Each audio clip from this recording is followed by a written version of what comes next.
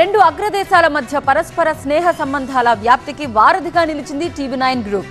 Germany వేదికగా అంతర్జాతీయ శిఖరాగ్ర సదస్సును నిర్వహిస్తూ సరికొత్త చరిత్రకు శ్రీకారం చుట్టింది.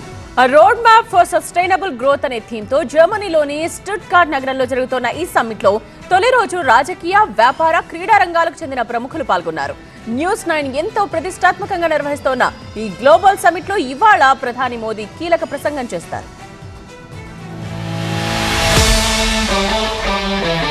టీవీ9 నెట్వర్క్ న్యూస్9 గ్లోబల్ సమ్మిట్ జర్మనీలో స్టుట్గార్ట్ వేదికగా జరుగుతోంది. తొలి రోజు కేంద్ర మంత్రులు అశ్విని వైష్ణవ్, జ్యోతిరాదిత్య సింధియా కీలక అంశాలపై ప్రసంగించారు. TV9 network MD Varun Das, my home group vice chairman Jupally Rama Rao సదస్సు ముఖ్యోద్దేశాన్ని వివరించారు. రెండు దేశాల మధ్య పరస్పర స్నేహ సంబంధాల కోసం టీవీ9 చేస్తున్న కృషిని కేంద్ర మంత్రి అశ్విని వైష్ణవ్ ప్రశంసించారు. డిజిటలైజేషన్ పై ప్రసంగించారు ఆయన. 6 నెలల క్రితమే భారత్ లో ఎన్నికలు జరిగాయని, 968 మిలియన్ ఓటర్లు, 750 రాజకీయ పార్టీలు, మిలియన్ కంటే ఎక్కువ పోలింగ్ బూతుల్లో సాగిన ఎన్నికల ప్రక్రియలో ఫలితాలు కేవలం 5 గంటల్లో వచ్చాయన్నారు. ఎన్నికల ప్రక్రియే డిజిటలైజేషన్ కు అతిపెద్ద ఉదాహరణ అన్నారు కేంద్ర మంత్రి. Friends, we also had an election just about 6 months back. This election, if you look at the numbers, we had 968 million voters, 968 million, 750 political parties, and more than 1 million polling booths. And believe you me, the pace of digitalization, the way we have digitalized the entire election, on 4th June, the election results were out in just about 5 hours. News Nine global summit కు ఆతిథ్యమిచ్చిన జర్మనీకి ధన్యవాదాలు తెలిపారు TV Nine network MD Varun Das. ఒక media సంస్థ ఇలాంటి అంతర్జాతీయ సదస్సు నిర్వహించడం ఇదే తొలిసారన్నారు. రవీంద్రనాథ్ ఠాగూర్ అంటే జర్మనీ ప్రజలకు ఎంతో ఇష్టమని, ఠాగూర్ జన్మించిన ప్రాంతం నుంచి ఇక్కడికి రావడం అదృష్టంగా భావిస్తున్నానని చెప్పారు Varun Das. Thank you, Germany, for inviting TV9 Network, the largest news network of the largest democracy of the world, to Stuttgart, the wonderful city of precision and perfection. Here I am standing before you to welcome you all to the first ever news media summit of this scale at a global venue.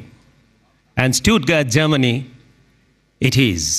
What a great feeling to be in the capital of innovation, to engineer a new media template, to foster growth and contribute to bilateral ties. Singing together the national anthems of Germany and India is a moment that I'll cherish forever.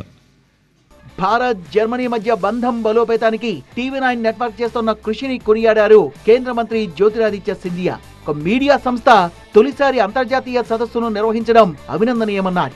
ఇండియాలో తనలాంటి యువ పారిశ్రామికవేత్తలకు అనుకూలమైన వాతావరణం ఉందన్నారు my home group vice chairman Jupally Rama Rao. India's entrepreneurial revolution అనే అంశంపై ప్రసంగించిన రామారావు, నేటి భారత్ వ్యవస్థాపక శక్తితో సందడిగా ఉందని, దేశం నలుమూలల నుంచి సంపద వెల్లువెత్తుతోందన్నారు. తన తండ్రి doctor Jupally Rameshwar Rao homeopathy doctor గా కెరీర్ ప్రారంభించి పారిశ్రామిక రంగంలో ఉన్నత శిఖరాలకు ఎదిగిన వైనాన్ని సమ్మిట్ లో ప్రస్తావించారు my home group vice chairman Jupally Rama Rao. పారిశ్రామిక రంగంలో సాంకేతికత మరింత పెరగాల్సిన అవసరం ఉందన్నారు.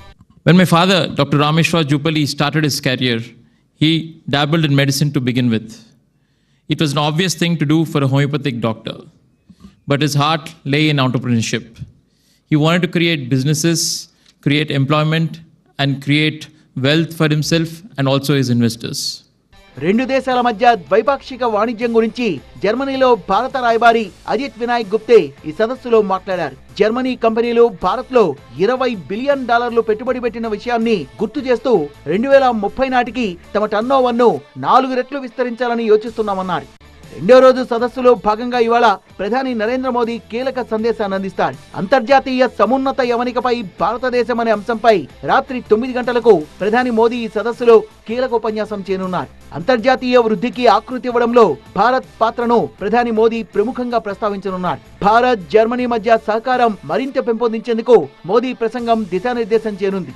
రేపటితో ఈ సమ్మిట్ ముగియనుంది. సందర్భంగా స్టుట్గార్ట్ లో జర్మన్ ఫుట్బాల్ టీంల మధ్య మ్యాచ్ కూడా ఏర్పాటు చేశారు.